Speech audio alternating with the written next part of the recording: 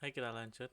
Eh, kita akan melihat apa kesalahan dari pendekatan eh, pendekatan yang naif, pendekatan yang lugu untuk mengukur dampak dengan cara membandingkan kondisi setelah dengan sebelum eh, ya pemberlakuan kebijakan atau pelaksanaan program ini. Jadi pendekatan setelah sebelum ini dia membandingkan subjek yang sama tapi antar waktu.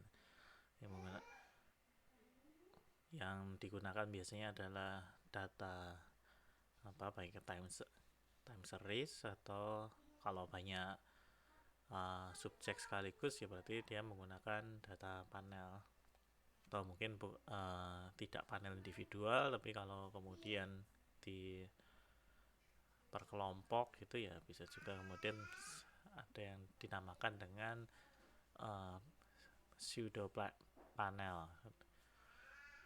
Jadi mungkin yang dibandingkan adalah uh, rata-rata untuk kelompok tertentu uh, yang punya jadi kelompok yang punya karakteristik sama mungkin sama umur, jenis kelamin, usia, umur ya usia ya, apa tempat tinggal, lokasinya seperti itu.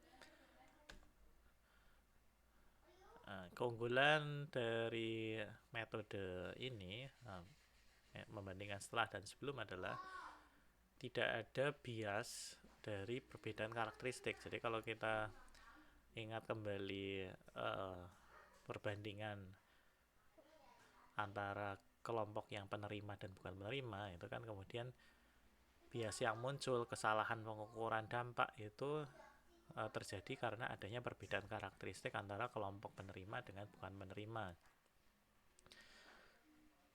Nah, sementara kalau karena ini adalah perbandingan setelah dan sebelum pada subjek yang sama, maka tidak ada kesalahan pengukuran dari perbedaan karakteristik asal.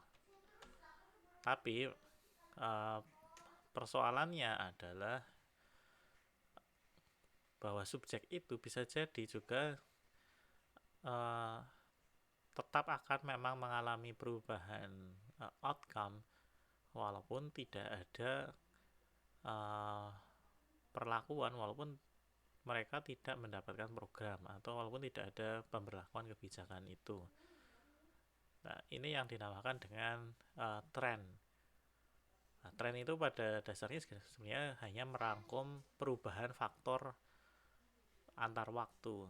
Jadi faktor itu bisa apa saja. Salah satunya adalah program, tapi belum tentu yang menyebabkan perubahan itu adalah program itu sendiri. Jadi kalau kita lihat di situ kurvanya, yang garis tebal itu kan adalah apa yang nampak, bahwa di titik sebelum itu memang outcome-nya lebih rendah daripada uh, outcome setelah pemberlakuan program atau kebijakan. Tapi kemudian yang tidak diketahui adalah yang dinamakan counterfaktual, bahwa sebenarnya tanpa program itu berjalan sekalipun maka uh, outcome dari penerima program itu mungkin juga sudah akan naik juga walaupun mungkin tidak sebesar dengan adanya program atau bisa jadi malah justru lebih tinggi.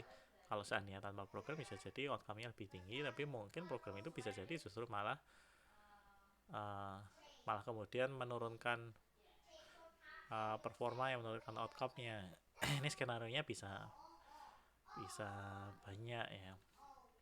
uh, nah tapi ini uh, dengan kita tidak mengetahui counterfaktualnya dan memang kita tidak mengetahui secara pasti tapi dengan mengacuhkannya dan menganggap bahwa seluruh perubahan selisih antara sebelum dan setelah itu semuanya adalah dampak dari program, kita sudah terlalu uh, optimis gitu terlalu apa dalam uh, ya dalam menyajikan melaporkan hasil evaluasi dampak itu dengan pendekatan naif ini seakan-akan dampaknya sangat positif sangat besar, padahal mestinya tidak sebesar itu.